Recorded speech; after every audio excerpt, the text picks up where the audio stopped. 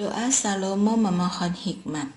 Salomo, putra Daud, semakin kokoh dalam kedudukannya sebagai raja. Tuhan Allahnya menyertai dia dan membuat kekuasaannya sangat besar. Salomo memberi perintah kepada seluruh Israel, kepada kepala-kepala pasukan 1000 dan pasukan 100, kepada para hakim dan semua pemimpin di seluruh Israel, yakni para kepala kaum keluarga. Lalu Salomo pergi bersama segenap jemaah ke tempat pemujaan yang di Gibeon, sebab di sana ada kemah pertemuan Allah yang dibuat Musa, hamba Tuhan itu, di padang gurun. Tetapi Daud dulu mengangkut tabut Allah dari Kiryat Yearim ke tempat yang disiapkannya bagi tabut itu, sebab ia telah memasang kemah untuk tabut itu di Yerusalem. Namun mezbah tembaga yang dibuat Besaleel bin Uri bin Hur masih ada di sana, di depan kemah suci Tuhan.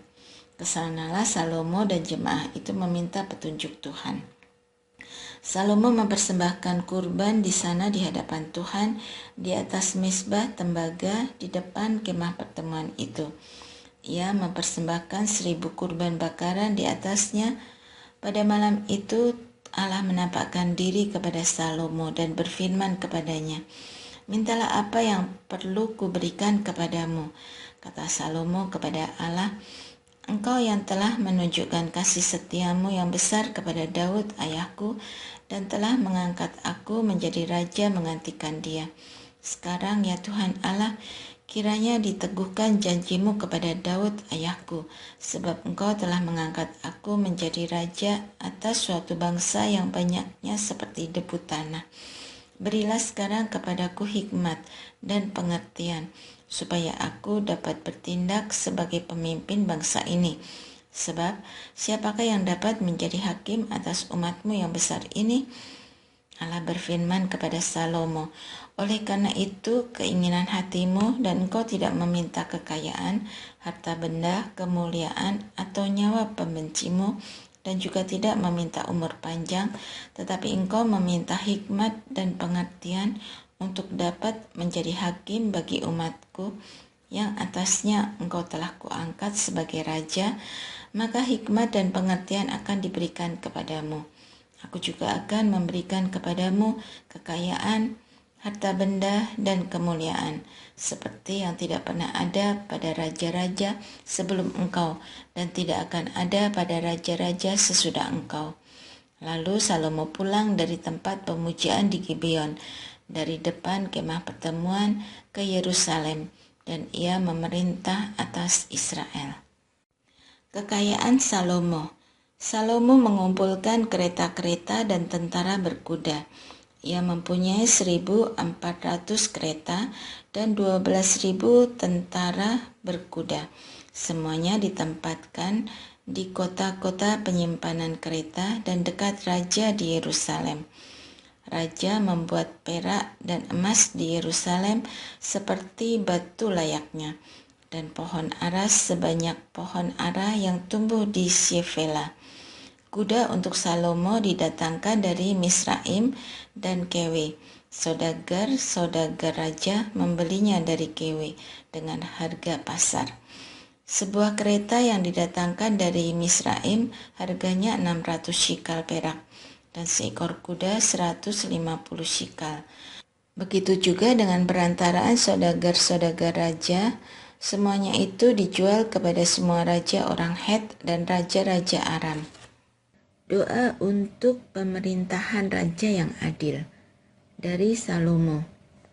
Ya Allah, berikanlah hukum-Mu kepada raja dan keadilan-Mu kepada putra raja. Kiranya ia mengadili umat-Mu dengan keadilan dan orang-orang-Mu yang tertindas sesuai dengan hukum. Kiranya gunung-gunung membawa damai sejahtera bagi bangsa dan bukit-bukit membawa kebenaran. Kiranya ia menegakkan keadilan bagi orang yang tertindas di antara rakyat, menolong anak-anak orang miskin, tetapi meremukkan pemeras-pemeras. Kiranya lanjut umurnya selama matahari beredar dan selama bulan bersinar turun-temurun. Kiranya ia seperti hujan yang turun ke atas padang rumput, seperti hujan lebat yang menggenangi bumi. Kiranya keadilan mekar dalam zamannya, dan damai sejahtera melimpah sampai saatnya bulan tidak lagi bersinar. Kiranya ia memerintah dari laut ke laut, dari sungai Efrat sampai ke ujung bumi. Kiranya penghuni padang belantara berlutut di depannya, dan musuh-musuhnya menjilat debu. Kiranya raja-raja dari Tarsis dan pulau-pulau mengantarkan persembahan. Kiranya raja-raja dari Sheba dan Seba menyampaikan upeti. Kiranya semua raja sujud menyembah kepadanya, dan segala bangsa mengabdi kepadanya. Sebab ia melepaskan orang miskin yang berteriak minta tolong, orang tertindas yang tidak mempunyai penolong. Ia sayang kepada orang lemah dan orang miskin. Ia menyelamatkan nyawa orang miskin. Ia menebus mereka dari penindasan dan kekerasan. Darah mereka mahal di matanya. Hiduplah raja, kiranya dipersembahkan kepadanya emas Sheba. Kiranya ia didoakan senantiasa dan dimohonkan berkat sepanjang hari. Biarlah tanaman gandum berlimpah-limpah di negeri, bergelombang di puncak gunung-gunung. Biarlah bulir-bulirnya mekar bagaikan pohon-pohon di Libanon, dan penduduk kota berkembang bagaikan rumput di bumi. Biarlah namanya tetap selama-lamanya. Kiranya namanya semakin dikenal selama matahari beredar. Kiranya segala bangsa saling memberkati dalam namanya dan menyebut dia berbahagia. Terpujilah Tuhan Allah Israel, ia seorang diri melakukan perbuatan yang ajaib. Dan terpujilah namanya yang mulia selama-lamanya, dan kiranya kemuliaannya memenuhi seluruh bumi. Amin, amin. Sekianlah doa-doa Daud bin Isai.